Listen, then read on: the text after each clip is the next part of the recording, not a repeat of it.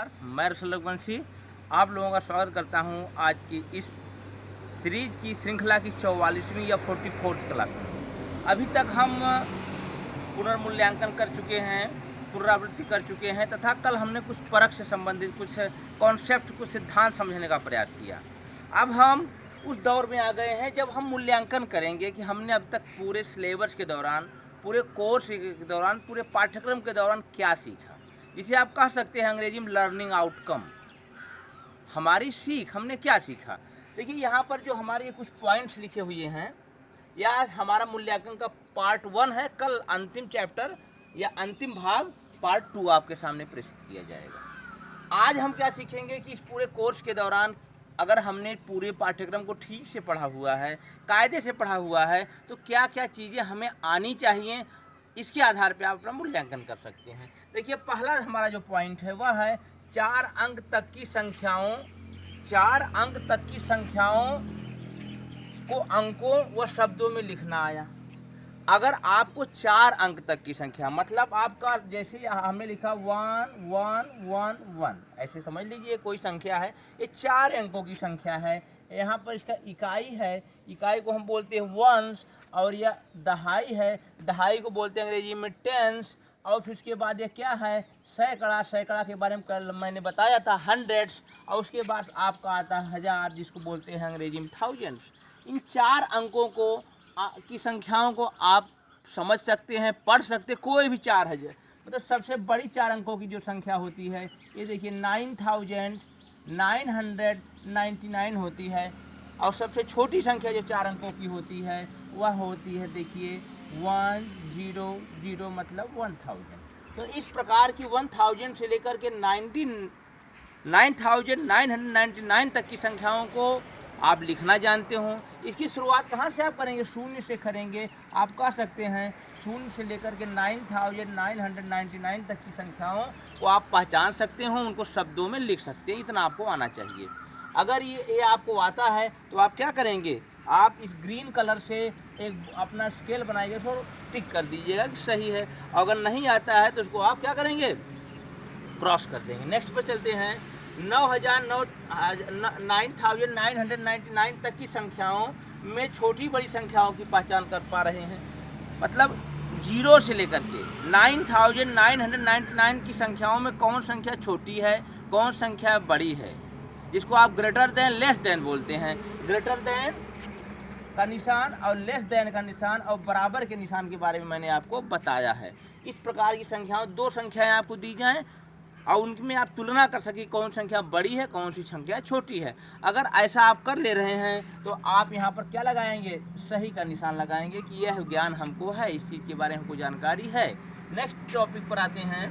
9999 तक की संख्याओं का विस्तारित रूप व अंकों का स्थानीय मान बता, मतलब उसमें जैसे हमने कहा, ये देखिए हमारे पास ये संख्या है 95, इसका विस्तारित रूप आपको आना चाहिए। विस्तारित रूप क्या होगा, ये देखिए आपका हो गया 10,000 हो गया, सॉरी 4 अंकों की संख्या है तो 1000 प्लस 900 प्लस 90 प्लस 5, ये इसका विस्तारित रूप है। इस प्रकार से हर संख्या 0 से लेकर के 1 से लेकर के 9999 तक की संख्याओं को आपको लिखना आना चाहिए विस्तारित रूप में। और साथ ही साथ इन संख्याओं में, जैसे इसमें 9 का स्थानीय मान प्राप्त करना है, इस 9 का, सैकड़े वाले 9 का, या फिर 5 का या 1 का, इसका आपको स्थानीय मान आना चाहिए। इतना आपको आता है तो आप क्या करेंगे, इस यहाँ पर आप क्या लगाएंगे, ग्रीन कलर से टिक लगाएंगे। ठीक, चलिए आगे बढ़ते हैं।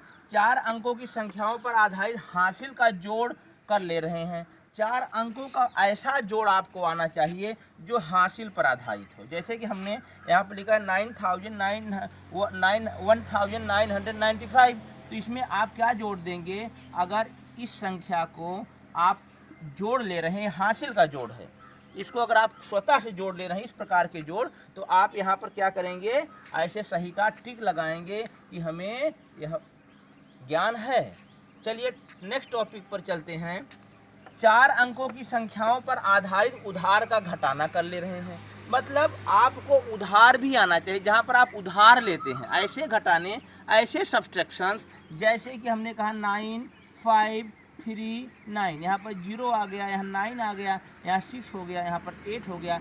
इस प्रकार के आपको सब्सट्रैक्शंस अगर लगाने आते हैं तो आप क्या करेंगे, आप यह मानेंगे कि आप यहाँ पर टिक का निशान लगाएंगे। कहने का मतलब है कि इस प्रकार के प्रश्न आपको लगाने या हल करने आते हैं।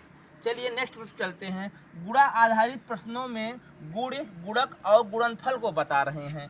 मैंने उस दिन बताया था जब मैं गुणा के बारे में पढ़ा रहा था, तो हमने आपको बताया था कि अगर ये गुणा है और इसमें किससे गुणा कर रहे हैं, हम 9 से क्या कर रहे हैं, मल्टीप्लाई कर रहे हैं, तो ये इसमें क्या गुणे होता है, क्या गुणक होता है, क्या गुणनफल होता है। इस तीनों को आपको पहचाना आना चाहिए। यदि इन तीनों को आप पहचान ले रहे हैं तो उसको क्या कहा जाएगा, कि तब आप यहाँ पर ग्रीन कलर से क्या करेंगे, ऐसे टिक करेंगे। और यदि नहीं आता है तो आप क्या करेंगे, वहाँ पर इस रेड पेन से या फिर रेड कलर से आप ग्रीन, अगर मान लीजिए किसी को नहीं आ रहा है तो यहाँ पर क्रॉस करेगा और उसको समझने का प्रयास करेगा वीडियो के माध्यम से या किसी अन्य माध्यम से कि हम कैसे सीख सकते हैं। चलिए 3 अंकीय संख्या में 1 अंकीय गुणा कर ले रहे हैं, मतलब 3 अंकों की देखिए एक संख्या है और उसमें 1 अंक से यदि आप गुणा कर ले रहे हैं, आप गुणा आता है, 3 अंकों की संख्या 678 है, इसमें 9 से अगर आप मल्टीप्लाई कर ले रहे हैं तो आप यहाँ पर क्या निशान लगाएंगे, टिक का निशान लगाएंगे। इस प्रकार के प्रश्न लगाने हमको आते हैं, मतलब सिलेबस के हिसाब से हमारा लर्निंग आउटकम जो है वह सही है और उस सारे मापदंडों पर खरा उतरता है जो आपसे रिक्वायर किया जाता है, जो आपसे डिमांड की जाती है। चलिए भाग आधारित प्रश्नों में भाज्य, भाजक, भागफल व शेषफल बता रहे हूँ। हमने आपको बताया था, देखिए ये आपका 5, ये देखिए ये क्या है, ये भाग है। अब देखिए ये भाग जो है इसमें आपको ये बताना है कि इसमें भाज्य क्या है, भाजक क्या है, भागफल क्या है और शेषफल क्या है। इन चारों का अगर आप ज्ञान कर ले रहे हैं तो सीधी सी बात है, इसका मतलब आपको क्या पता है कि आप इस प्रकार के प्रश्नों के बारे में आपकी जानकारी है। अगर नहीं बता पाते तो यहाँ क्रॉस का निशान आपको लगाना होगा और इस वीडियो को, इस लेक्चर को पुनः जा कर के देखना होगा या अपने टीचर्स के माध्यम से या किसी अपने सहयोगी के माध्यम से पुनः पढ़ना होगा। चलिए अंतिम पॉइंट पर आते हैं। 2 या 3 अंकीय संख्या में 1 अंक की संख्या से भाग दे पा रहे हैं।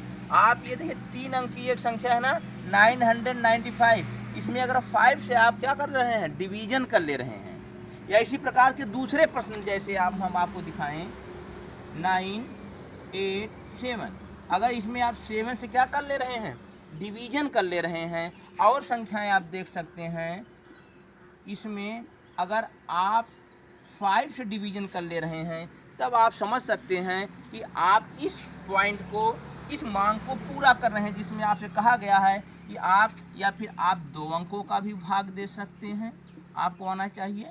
इसको तो बहुत आसान है लगाना। तो इस प्रकार के प्रश्नों के माध्यम से आप स्वतः मूल्यांकन करिए। जैसे कि अगर यह आप लगा ले रहे हैं तो यहाँ पर आप टिक का निशान लगाएंगे। तो ये हो गए आपके मापदंड या मूल्यांकन, जिनके माध्यम से आप स्वतः खुद से यह प्राप्त कर सकते हैं जानकारी कि आपने पूरे सिलेबस के दौरान क्या क्या सीखा, कैसे कैसे सीखा और जो सीखा उसका आपको पूरा लाभ और पूरा ज्ञान है कि नहीं। ये हमारा छोटा सा लेक्चर रहा, जिसके माध्यम से हम पूरे मूल्यांकन को समझने का प्रयास किए। कल फिर इसका पार्ट 2 हम लेकर के आएंगे, जिसमें बाकी जो सिलेबस की हमारी चीज़ें हैं, जो सिलेबस के पाठ्यक्रम की विषय वस्तु है, वो आपके सामने रखेंगे। जाने से पहले कुछ सेकंड के लिए हमारे जो मोबाइल है वो इस पर रहेगा लगभग 10 सेकंड के लिए। आप चाहे तो इन पॉइंट्स को नोट कर लें और इस प्रकार की एक सारणी बना करके, एक टेबल बना करके अपना स्वतः मूल्यांकन कर लें कि अभी तक जितना चीज़ पढ़ाई गई है, जितने सिलेबस में विषय वस्तु पढ़ाई गई है, उसमें कितना आपको आता है। तो कल फिर मिलेंगे। आज के लिए नमस्कार।